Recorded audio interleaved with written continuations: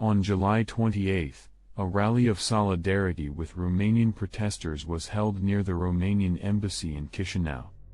The protesters demanded that those responsible for the tragedy in the city of Caracal, where Romanian law enforcement agencies failed to prevent the murder of a 15-year-old girl, be brought to justice. The girl had time to call the 112 hotline and report that she had been kidnapped and held by a man. However, the police arrived only after almost a day. The girl's fate shook the whole country. Many human remains were found in the house and yard where the suspect lived, including fragments of burned human bones, clothing and personal belongings of several victims, including another girl who had gone missing in the same area several months earlier. According to Romanian media reports citing sources close to the investigation, the evidence indicates that at least 4 girls were murdered.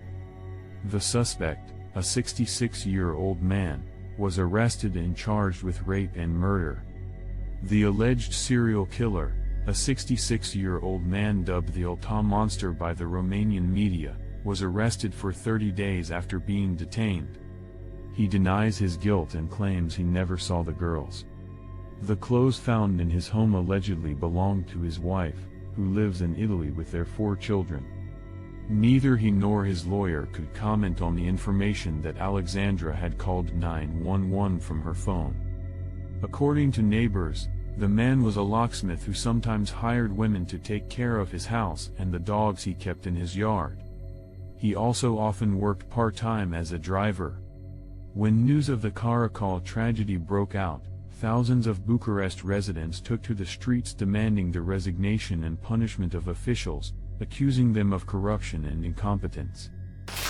Hey, I'm not going to beat around the bush. You have to subscribe to the channel and like it so you don't miss new videos.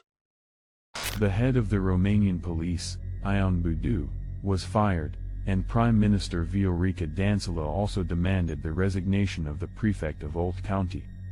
She also assured that all those responsible, regardless of their position, would pay for their crimes. The worst part of this story is that when the girl called the 112 number, she told her where she was and what was going on, but after the girl asked to stay on the line, the operator said she couldn't and had other calls to make. Personally, this kind of news makes me disappointed in people. The operator is not alone in the dispatch center, and I think she could have tried to calm the girl down. The killer brought in 2 girls 10 days apart. They both disappeared under similar circumstances and were last seen on the highway leading to the Romanian town of Caracal, where the alleged killer lives. Lisa was reported missing on April 14 and Alexandra on July 24. The former was returning home alone after visiting her grandfather, and the latter after a preparatory class. Both were hitchhiking, and both were picked up by George Dinky, who took them both to his home.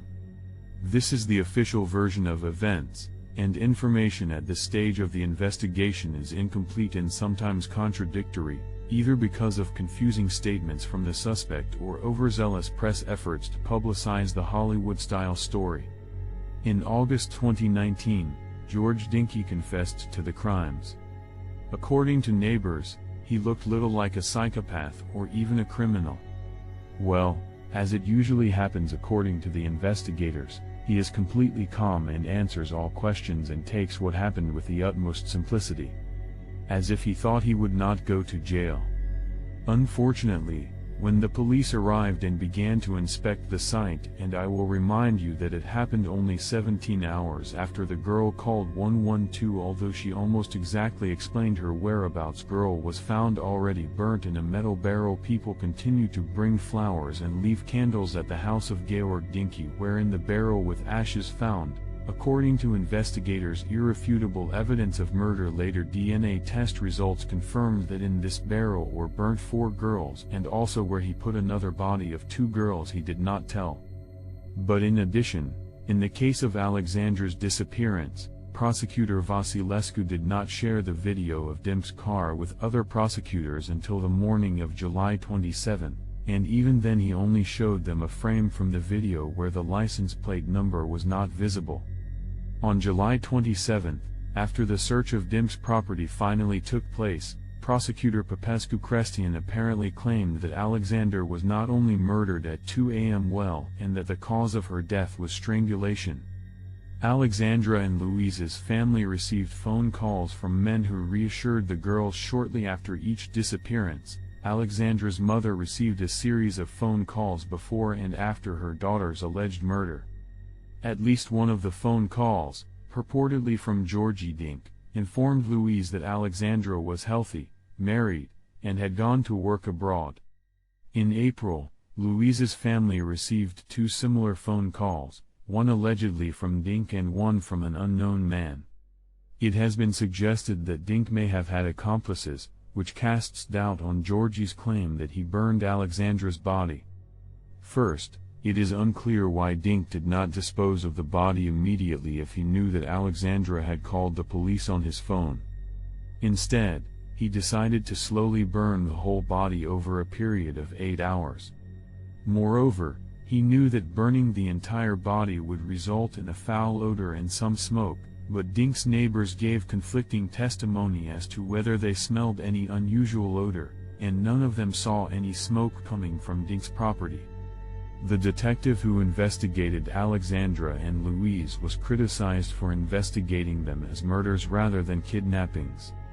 In the wake of numerous requests by the victim's family's lawyer, who seemed to have a bearing on the case, such as a forensic experiment to establish the circumstances, Alexandra's uncle, a businessman and former Componatia talk show host, said that a week after his niece was kidnapped he allegedly received information about her whereabouts that required immediate action by authorities, and he sent it to several officials asking for help.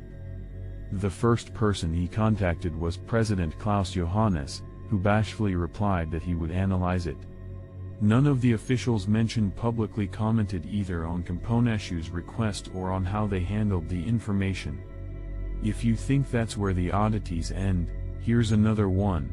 In summer 2019, there is no information about the judge or the punishment imposed on the defendant in the case, as if no one knows or deliberately withholds this information. The case is too confusing. Please post your opinion and thoughts in the comments.